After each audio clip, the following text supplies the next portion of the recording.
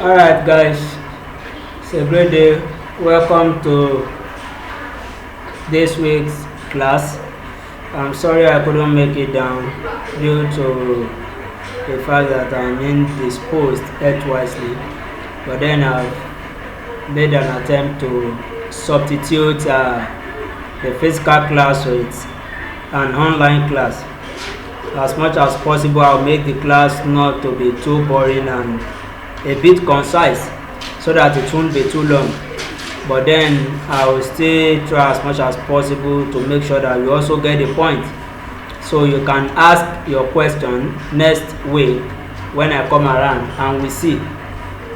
So you could ask your question. Then please do remind me on Wednesday, course rep, remind me on Wednesday morning. I will need to get a soft copy of a document along so that you can read it. So remind me on Wednesday morning so that I will copy the file from my system.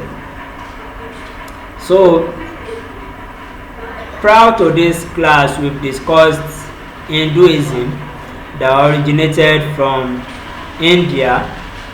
We look at the idea of Brahma, the idea of Atma, the idea of Samsara, the idea of Maya, among other concepts that we discussed in Hinduism. We also looked at Taoism, that you might want to pronounce as Taoism, Taoism, but the right pronunciation is Taoism. We look at Taoism, which is regarded as the way of nature. We looked at the founder, Lao Tzu, and we also examined majorly the ethics of Taoism. For today's class, or this week's class, we'll be looking at Confucianism. Confucianism, remember, is Oriental philosophy, and it is the philosophy of the Eastern people. And like I said in the introductory class, I said there have been several debates why we shouldn't study Oriental philosophy. Some only claim that this philosophy are religion, and hence they should not be studied. But then I would say that not all Oriental philosophy constitute a religious basis or constitute the worship of a god or of a supreme being. For instance, the philosophy we'll be discussing now, Confucianism, does not constitute the worship of a supreme being or a god. In fact, Confucius, who happens to be the founder of Confucianism, happens to be an adherent of Buddhism. So how do we have Confucianism? So Confucianism as a philosophy is more like a moral philosophy. It's more like a moral philosophy, the same way we have in Taoism. In fact, one thing that constitutes the entire Eastern philosophy is their ethics majorly. You want to look at their ethical practice. We have an element of metaphysics and epistemology in those philosophies, but then you can't do away with their ethics. Their ethics forms a pivotal aspect of their philosophy. So I'll just read through the introductory part of Confucianism, and I will do a brief explanation. Then we can wrap up Confucianism next week in class. You see, Confucianism is broadly divided into two. We have two pivotal points in Confucianism now. And while the first one is the idea of the Zhuangzi, that we call the perfect gentleman, the other pivotal point of Confucianism that you need to know is the idea of the filial piety. The filial piety. So let me just take a brief introduction into what Confucianism is all about. Like Taoism, Confucianism is also a Chinese philosophy and religion, but unlike Taoism, Confucianism is not based on any metaphysical concept. It is the least metaphysical and more practical of the four Eastern philosophy we would look at. Confucianism is merely an ethical system or a moral philosophy named after its founder, Confucius. The spelling Kungfutzzu, who was born in 551 BC. Confucius was a contemporary of Buddha. Confucianism is really the traditional philosophy of the Chinese people. The wisdom of their ancient reinterpreted and transmitted to posterities by Confucius. Confucius never aimed at teaching anything new or founding any new system. His aim was simply to transmit to posterities the wisdom of the ancient. He says, and I quote, I communicate and do not invent. I have faith in antiquity and consecrate all my affection to his cause. He says, that I just read his quote. So it's not bringing in anything new, just communicating things that are done. Confucius was a great lover of tradition and had great reference for the wisdom of the ancient. After devoting some time to the study of antiquity and after a period of political career, Confucius became an itinerant teacher of moral philosophy. China, in his time, was going through a period of socio-political upheaval and moral degeneration. Traditional morality and respect for the wisdom of ancients were being discarded, and Confucius was a moral reformer who felt that the remedy for the moral degeneration was a revival of the traditional morality. Confucian moral philosophy is embodied in the type of person he imagined as an ideal man, the perfect gentleman, or the superior man. Let me stop there. So, like we have in what Confucius simply did is reinventing what was being, or what is being, how do I put it, reinventing and eroding culture and eroding tradition. For instance, in African tradition, Yoruba tradition, Igbo tradition, I really do not know too much about the Hausa tradition, so I do not know if we have too many things that are being eroded away from that tradition. But at least I'm conversant with the Yoruba tradition and I'm a bit familiar with the Igbo tradition. And one thing we could say is some salient values, culture are eroding away gradually. And some of the arguments that are given to justify this claim is the fact that modernization is taking place and these values can no longer be tenable in contemporary society. But then the truth remains that some of these values remain eternally relevant, but because we just want to justify the wrongdoings or the barbaric practices or justify imperialism now. You know, you could justify imperialism by eroding values and tradition because you want to adopt a new tradition, not because that tradition is better off than your own tradition. You just justify the erosion of that particular tradition. For instance, if you look through the dress system or the dress pattern of indigenous African tradition, you discover that what we are seeing in today's mode of dressing or dressing pattern, you discover that the indigenous traditional dressing pattern is quite better, because we have too many people who are walking naked in today.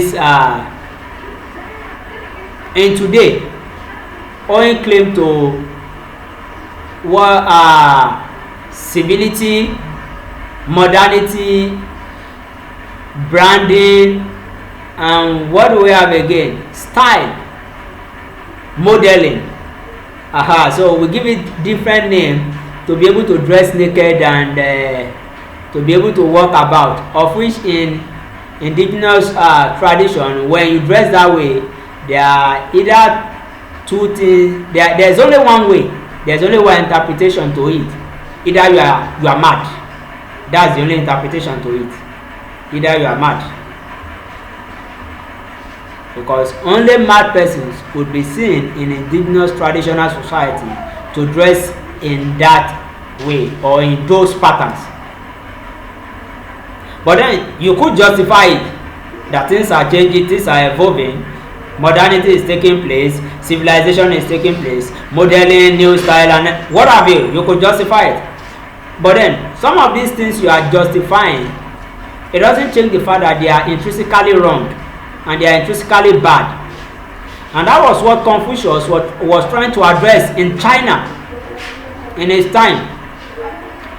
Some of the indigenous tradition, the indigenous belief, practices that were being passed from generation to generation were being jettisoned. They were being left, owing claim to different reasons, justifying it. So what Confucius was trying to say is, come, let us look back. Let us look at what our fathers passed on to us. Let us look at the ancient tradition and let's form a path through this tradition. Let's form a path through this system. In forming a path through this system, then we could say that we have a pattern and a system of thought. Because things are changing does not mean we should change the good things of the past. Does not mean we should change the good qualities, the good virtues, the good value of the past. So you tend to look at why this philosophy is important. So the philosophy is also speaking to us as individuals. The fact that we now have modernity, we now have civilization, does that mean we should jettison values, cultural beliefs, cultural patterns that speaks about good moral standing in our own indigenous tradition? Definitely no. So that was what Confucius was preaching. That was the thrust of his philosophy, and that was the thrust of Confucius' philosophy. He did not also write anything while he was alive. Everything we read about Confucianism today, or Confucius, are compilation of his thoughts by his what? His disciples. We have what we call the Confucius Anacletus. It's a full book, a compendium of the Confucius thought and the Confucius belief system. I did a research work sometimes ago on the idea of perfect gentleman, Confucius perfect gentleman, John Z, and the Yoruba idea of Omoluabi. I did a comparative analysis of the two, John Z in Confucius thought and Omoluabi in Yoruba thought. And what I did was looking at some of the relationship between what the perfect gentleman, when I say John Z, I mean the perfect gentleman now. We call it the perfect gentleman. What are the relationship between the perfect gentleman in Confucius thought and who the Yoruba call Omoluabi? So that's why I said you should remind me on Wednesday morning, so that I could copy out an extract of what I wrote on John Z, so that you guys can read it and also have knowledge about it. So that's why I said just remind me so that I won't forget. I won't copy the aspect of Omoluabi for you. So, but I'll just copy the aspect that this week. I did an introduction about Confucianism before I went to discuss the aspect of John Z. So I won't copy the aspect of the comparative analysis also.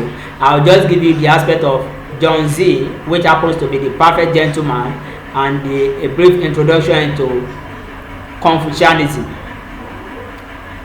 So now, one pivotal point of Confucius' thought is the perfect gentleman. And who is a perfect gentleman according to Confucius?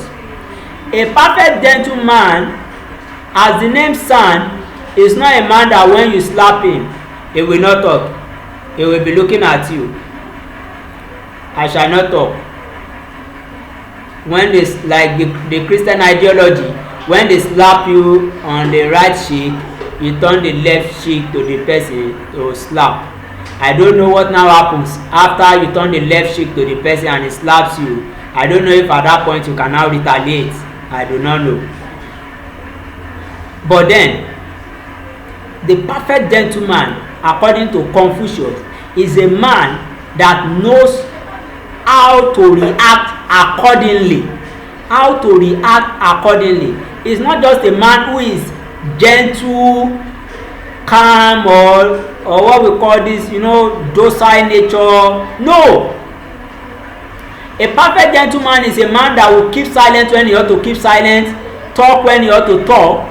Is a man that will fight when he ought to fight, and refrain when he ought to refrain.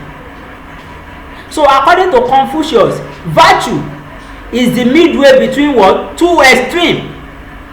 Virtue is the midway between two extremes. So a perfect gentleman is a virtuous person. A perfect gentleman is a man that is not too good and is not too bad. It's just in the middle. So maybe if you go and meet a perfect gentleman now, if you slap him the first time, he might warn you. But if you try the second time, he might beat you up. That's it. So a perfect gentleman is a man that knows limit. Is a man that knows how to draw his own limit per time. That is who a perfect gentleman is. Is a man that knows when something is too much and when something is too little. He is not too cold and is not too hot. He knows how to relate and interact per time. He has been able to develop this virtue in himself. So Confucianism deals majorly with moral philosophy.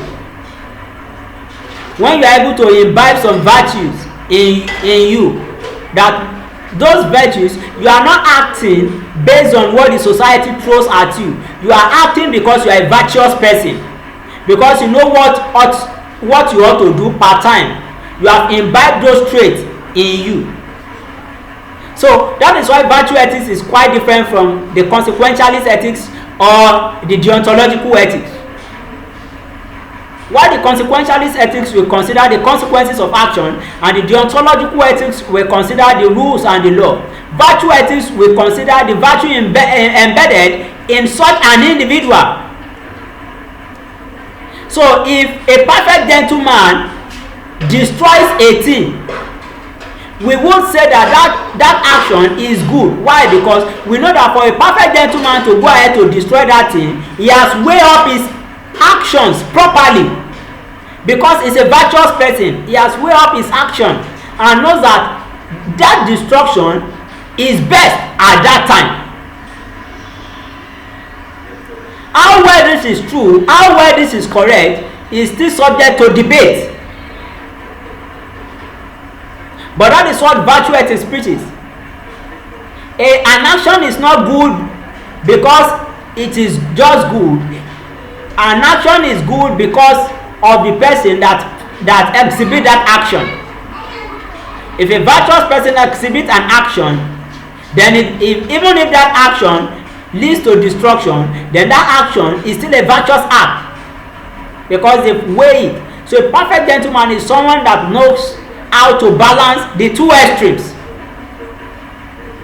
So virtue is the way between two extremes, and that is what a perfect gentleman is.